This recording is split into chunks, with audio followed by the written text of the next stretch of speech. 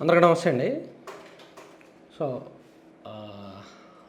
ఒక 3 రోజుల కిందట 9 మంది ఐఏఎస్ అండ్ ఐపీఎస్ అధికారుల మీద చర్యలు తీసుకుంది కదా కేంద్ర ఎన్నికల సంఘం. సో ఇంకా అక్కడితో సినిమా అయిపోలేదు, ఇంకా ఉన్నారని చెప్పుకున్నాం. సో నాకు తెలిసిన సమాచారం ప్రకారం ఈరోజు 6వ తేదీ 7-8 తేదీల్లో అంటే రేపు లేదా ఎల్లుండి కొన్ని సంచలనమైన ఉత్తర్వులు రావచ్చు, సంచలనమైన మార్పులు జరగవచ్చు.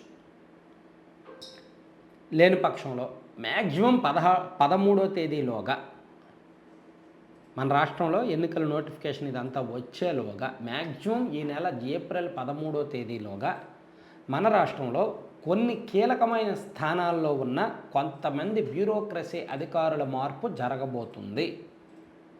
దానికోసం ఆల్మోస్ట్ దాదాపుగా చర్చలు అన్నీ పూర్తయ్యాయి. ఎందుకంటే కేంద్ర ఎన్నికల సంఘం ప్లస్ మన రాష్ట్ర ఎన్నికల అధికారులు కొంతమంది అధికారుల పనితీరు మీద కొన్ని రోజులుగా నిఘా పెడుతున్నారు.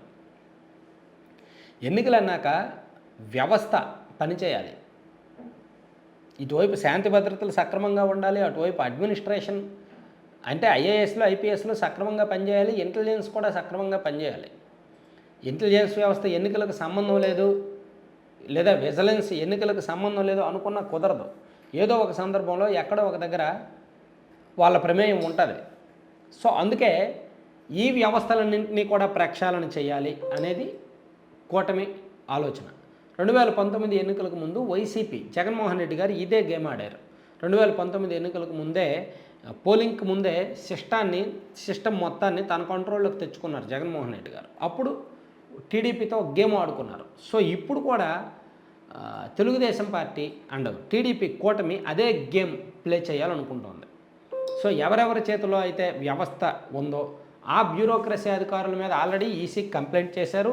ఈసీ కూడా ఆ కంప్లైంట్ నోట్ చేసుకుంది. దాని మీద ఇంటర్నల్గా ఎంక్వైరీ జరుగుతోంది. సో నాకు తెలిసినంత వరకు రేపు లేదా ఎల్లుండి ఒక ఇద్దరు, 13వ తేదీలోగా ఇంకో 3-4 మొత్తం మీద 13వ తేదీలోగా ఒక్కొక్కరు ఏరువేత జరిగిపోద్ది. మన రాష్ట్రంలో భారీ స్థాయిలో ఐఏఎస్లు ఐపీఎస్లు మారుతారు అనేది మన దగ్గర ఉన్న సమాచారం. సో దీనికి సంబంధించి కసరత్తు జరుగుతోంది. ఎవరిని నియమించాలి అనే విషయంలో కూడా కసరత్తు జరుగుతోంది. యాక్చువల్లీ ఉన్నత స్థాయిలో ఉన్న అధికారులను మార్చకుండా కింది స్థాయి అధికారులను మార్చినా మళ్ళీ ఉన్నత స్థాయి అధికారులు ఎవరికి చెప్తారో వాళ్ళకే. ఇప్పుడు ఉన్నత స్థాయి అధికారులు ఒక పార్టీకి అనుకూలంగా ఉన్నారనుకోండి, వాళ్ళ నియామకాలు కూడా అలాగే ఉంటాయి. అదే ఈనాడులో నిన్నటి నుంచి రాస్తున్న గొడవ అదే. సో ఇప్పుడు ముందు ఉన్నత స్థాయిలో ఉన్న అధికారులను మార్చాలనేది టార్గెట్. సో అందుకే ఇంటర్నల్గా ఢిల్లీలో కొన్ని ఫైల్స్ కదులుతున్నాయి, కొన్ని రిపోర్ట్స్ అయితే చదువుతున్నారు, కొన్ని రిపోర్ట్స్ తెప్పించుకుంటున్నారు. సో ఎనీ టైం మార్పులు అయితే జరుగుతాయన్నమాట. ఇది జరిగిన తర్వాత గేమ్ జగన్మోహన్ రెడ్డి గారి చేతుల్లో ఉండదు, వైసీపీ చేతుల్లో ఉండదు. సో ఈ విషయం వైసీపీకి తెలియదు అనుకుంటున్నారా? తెలుసు. ఎందుకంటే 2019 ఎన్నికల్లో తను ఆడిన గేమే అది. 2019 ఎన్నికల్లో తను ఏదైతే చేశారో ఇప్పుడు తాను అటువంటి ప్లాన్కే బందీ అవుతున్నారు అని అనిపిస్తుంది. కాకపోతే వైసీపీ సేఫ్ జోన్లో ఉంది.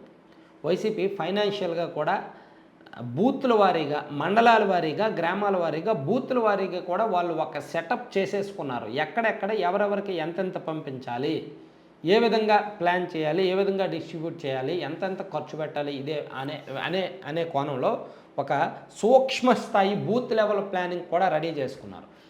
ఒకటి మాత్రం మీరు అబ్జర్వ్ చేశారా? 2019 ఎన్నికలకు ముందు టీడీపీ నాయకుల మీద ఐటీ రైట్స్ జరిగాయి వరుసగా.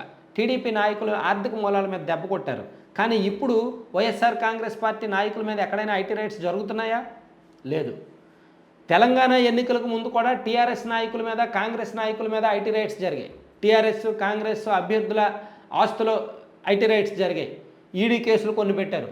కానీ ఇప్పుడు ఆంధ్రప్రదేశ్ ఎన్నికల్లో బీజేపీ టీడీపీ జనసేనతో పొత్తు పెట్టుకున్నప్పటికీ, వైఎస్ఆర్ కాంగ్రెస్ పార్టీకి వ్యతిరేకంగా బీజేపీ ఉన్నప్పటికీ ఇక్కడ వైఎస్ఆర్ కాంగ్రెస్ పార్టీ నాయకుల ఆర్థిక మూలాల జోలికి వెళ్ళట్లా. వైఎస్ఆర్ కాంగ్రెస్ పార్టీ నాయకుల జోలికి ఐటీ వెళ్ళట్లేదు, ఈడీ వెళ్ళట్లేదు. వెళ్తే చాలా దొరుకుతాయి కానీ వెళ్ళట్లా.